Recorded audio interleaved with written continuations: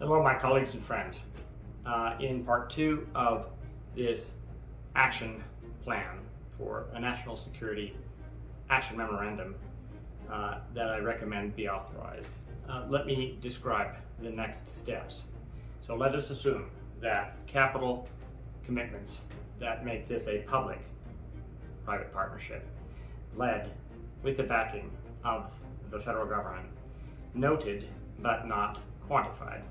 As all of us agree, there is no need to describe the scale or details of the effort engaged up to this point behind the scenes to help me and us get our platform ready and myself ready to go. Thank you again for that. With that said, I would like to set the objectives clearly. I aim in the next several weeks, small number of weeks, between now and say July 4th, to organize commitments to circle an initial deal set, if you will. Circle meaning Wall Street IPO term, meaning handshake, signed letter of intent, that is a genuinely intended commitment, subject to general parameters, but basically only a specified list of relatively understandable due diligence items and that are understood well in advance to have at least 90% chance, if not better, of proceeding naturally. Okay, I don't like to approach principal capital providers unless I have at least a 75% chance in my own, skeptical mind that I will get a yes. Otherwise, we get stale deals, and that is not attractive. Fortunately, that's why this media brief is important, much more than the quantity of money. So what I'm proposing is that I will organize before the date at which my acceptance of an offer to be employed becomes the effective date, which I recommend be July 4th for symbolic reasons. Naturally, I will continue to supply advice, but I'm talking about being paid for it. The reason is because I would like that period of time, the next 3 weeks, after the media brief announces that will commit, that this has been an assigned role, that I'm welcome to be advising the White House at the highest levels on matters of science, technology, diplomacy, economic policy, and every other thing that I've placed in my original letter in August to President Biden. And that will commence officially on July 4th. That gives me a small but identifiable number of days and a bounded parameter for my communications with a sequential orbit of the most important strategic allies that I would like to see in the New Renaissance Alliance. Remember, the framing of this is literally as catalyzing, sparking the second Renaissance for the world, led by the... My approach to fundraising over the course of my career, about $450 to $500 million raised, the majority after I became Fox Mulder of Silicon Valley, has been net yielding so far, maybe give or take 5 billion net of all losses and gains. That's direct.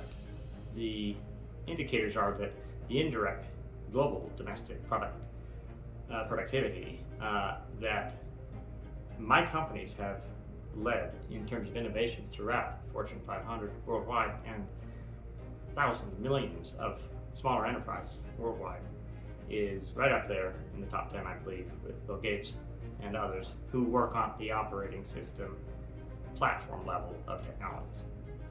The physics discoveries that we are privileged to have helped materially create into technological applications that are mind-blowing are orders of magnitude more sweeping than anything we've ever done. And I cannot imagine high priorities for the infrastructure bills and budgets that exist than to robustly fund and see to it that we have the largest alliance of private sector industrial leaders and the constellation of the top 5,000 to 10,000 brilliant startups worldwide as part of the New Renaissance Alliance. A global new renaissance capable of tackling global issues with international collaborators in the forms of governments, institutions, universities, and the ecosystems that have been developed. And each culture and each nation has its own constellations of these different tiers of players and how they fit in the food chain of developing from an idea to a mission to the Sirius star system of the not too distant future. Now, these are incredibly big projects, and the New Renaissance concept is big enough to accommodate them. I'm talking about a goal of $100 trillion between governments and the private sector over the next 10 years, by 2032, to be deployed. That's what it will take to actually realistically build a new propulsion infrastructure from near-Earth orbital space to the solar system and one world beyond by 2050. And that must be our objective, friends. Planet B is no joke, and there are likely better options than Mars, but not closer.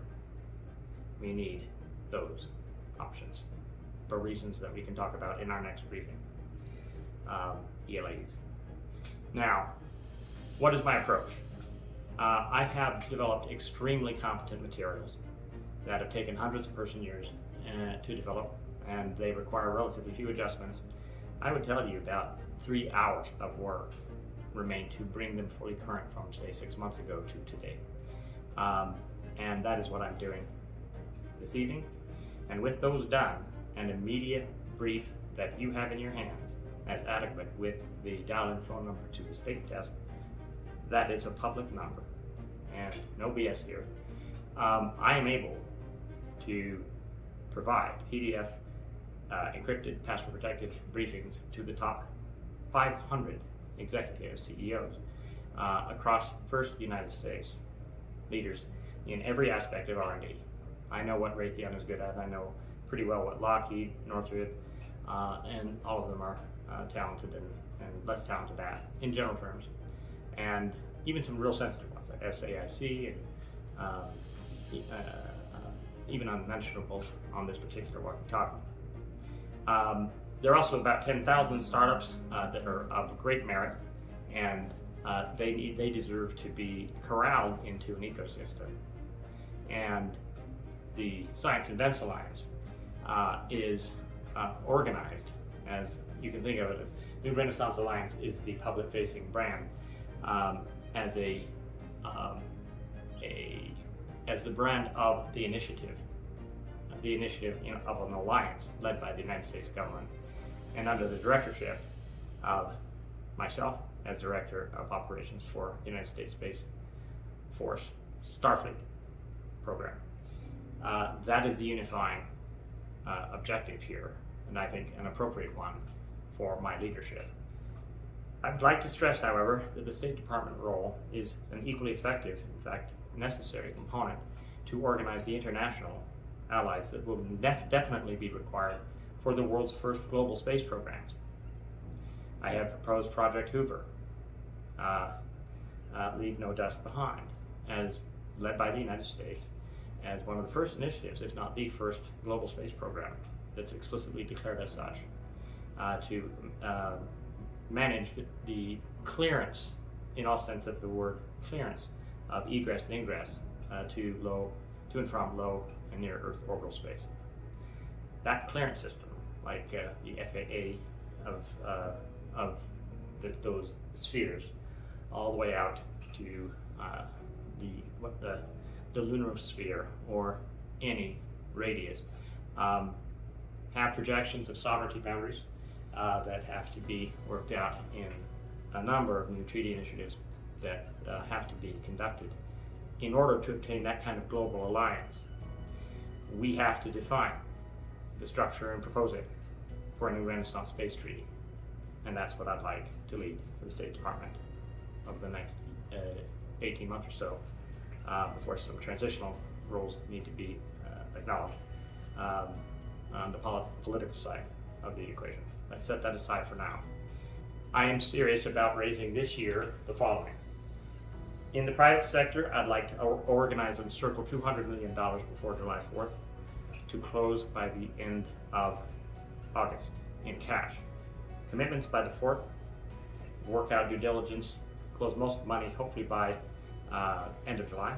We can set these dates. A big one will be July 12th, which is when I would like to make a major speech at the United Nations regarding the topic of UFOs, and to present my take publicly on what they represent, what they mean about our history and our future, at the first stage of disclosing anew the next layer of truly classified, presently classified materials that we deem should be disclosed next. And I stated previously that the partnership with Hollywood, shall we say the Truman-Burbank partnership, be extended and acknowledged for the first time as having basis in truth. To make Star Trek real is a pinch me moment that's secular, thrilling, for people of all ages, global, and true. That's a way to start opening this up. In closed-door briefings, we can talk about a lot more, but we need to pace this out. But as that happens, you can see that my credibility as having been effectively the #1 predictor in disciplined science, certainly the most effective industrialist to have stuck his neck out this long, and actually implemented a major fraction of the scientific understandings at both the theoretical and experimental level personally to contribute to this great moment. I happen to believe that the discovery of the means to propel in gravity is very likely a considerably relevant factor in triggering contact at a formal diplomatic level. I will go into that again later. For now, and by later I mean in DC soon, between now and the 4th, for sure. So sequentially, if that media brief goes out now, I start sending out within 24 hours newly upgraded and revised private sector participation presentations to the top 500 executives on my relationship network list. They certainly include individuals that I've already established outreach to and for, with certain subsets of documents and links that provide enough information, more than they already can find publicly, to sate their appetites, and without exception there is responsiveness and the desire to learn more swiftly. What the media brief does is make it urgent, because they all have competitors out there, and I will make that subtly clear in each meeting that I make and schedule. But part of those packages will include the plans ahead for how large and how broad this alliance truly is intended to be. By the end of this year, I'd like to see $1 billion organized in the private sector. Now, how can I do that as a government employee? Well, we do it all the time. It's the public-private partnerships offices akin to what is set up at NASA and virtually every other department. I'm actually recommending we set one up for every single cabinet department. A State Department Alliance, New Renaissance Alliance, Transportation, New Renaissance Alliance. Those can be rolled out by those departments for each cabinet secretary, because I don't know of any secretary that doesn't need a next generation platform that has some common horizontal linkage with the peers in the cabinet room, ladies and gentlemen. And so that's the width, the breadth of what I'm saying. $1 billion matched by government private sector is basically what I'm thinking. And at that point, We're talking about entering the election season, and I see no reason to limit the extent and reach of what this ongoing public-private partnership to implement and fund things that have not yet been presented to the world to do. With that kind of foundation, tackling, let's say, the first set of projects, like developing and improving faster line travel, is possible. What are the steps? Propellantless propulsion. We've already established the fundamentals both theoretically and experimentally. We need to do the first space-based testing, and that I recommend be in context of preparation for Project Hoover for near-Earth orbital debris cleanup, using the highly nimble and maneuverable acceleromotor propulsion systems that are derivable from our work here on the ground soon. We need to get that ship, folks, because most space-based things get tested in or on the water before they go into near-Earth orbit or beyond. Ours is no exception, except it's a propulsion system, and therefore you have to have miles of free range to test it properly. Not a big swimming pool JPL.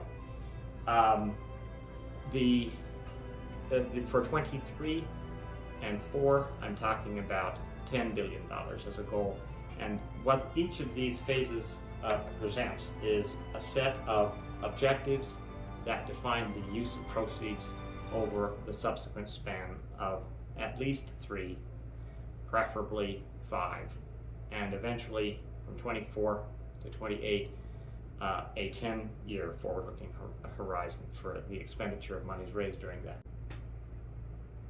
So with this $200 million, I intend, as the budget plan presents, that has already been delivered upstairs to you, I trust, a plan for the allocation that represent priorities for me as a philanthropist and an investor to fund science and events, to fund the advanced physics programs, to lead us all the way to Acceleromotor 2-0 phase.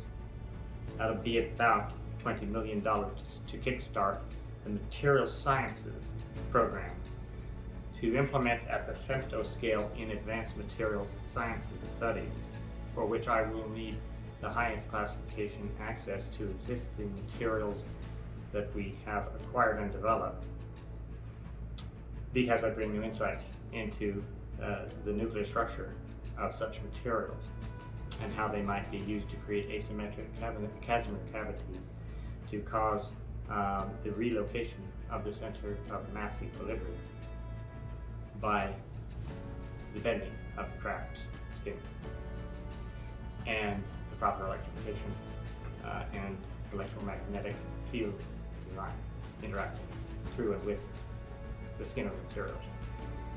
That's an extremely sensitive topic, and I know a lot about it, but I need to know more in order to lead that effort wisely. That I will see financed down to the 200.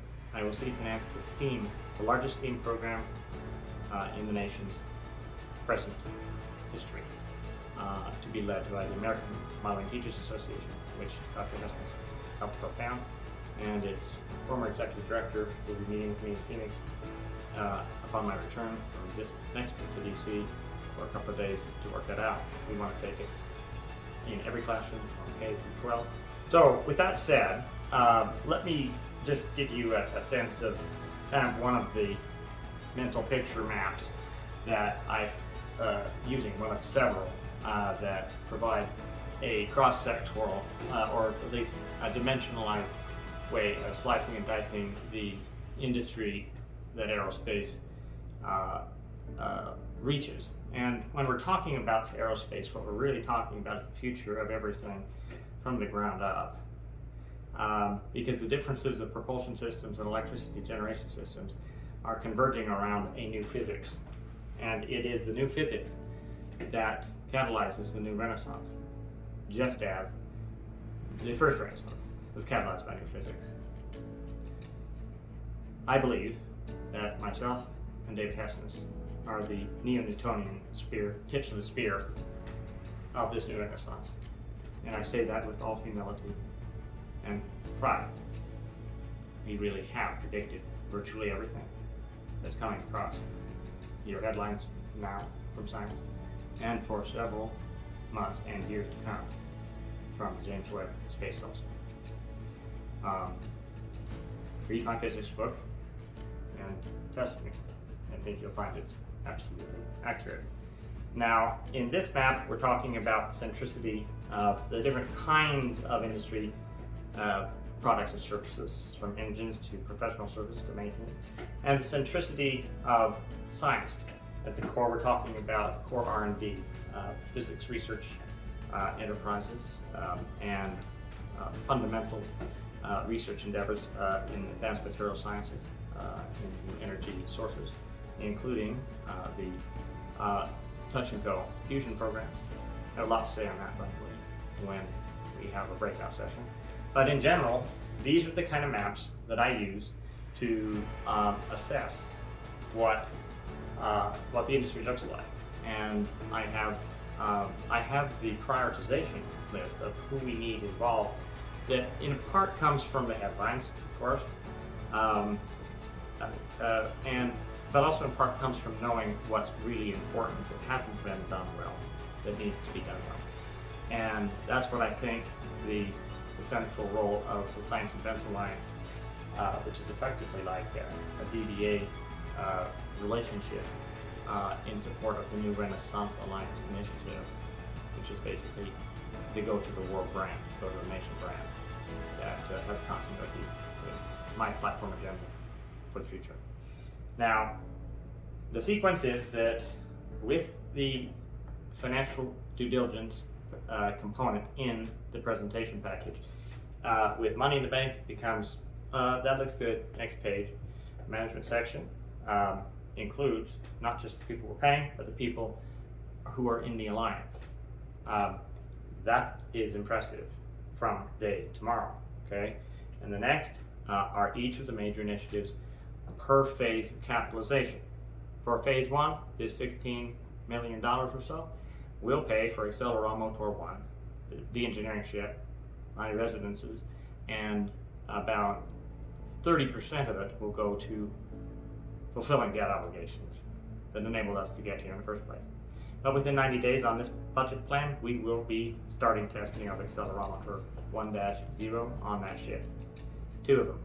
With another $1 million or so, we'll be able to build 4 more and put 2 into leading private sector companies such as SpaceX and Lockheed, and 2 into government laboratories. Probably 1 in Virginia and probably 1 at JPL. And that's that phase. $200 million is going to be spent under my direction, effectively is my money to put in as the largest investor while I'm still in the private sector until July 4th.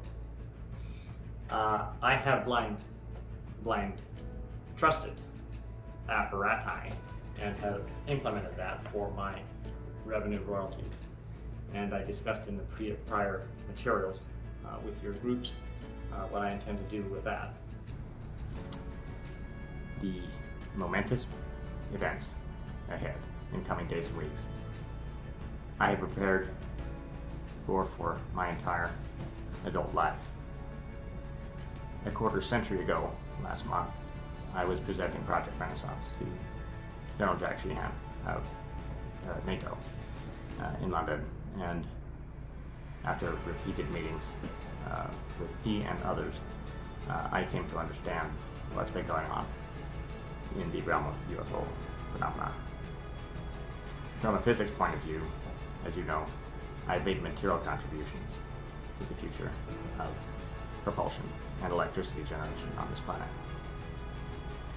Ontologically speaking, you know I'm here for a purpose and a reason. So let's set aside all the factors. Let's make this transfer happen, and let's move on. We both deserve that victory. And I can't wait to see you and meet you in person. And please thank Secretary Blinken and President Biden for all that has been done in my behalf. Thank you, my dear friend. And my parents are proud of me, for sure, today. Thank you.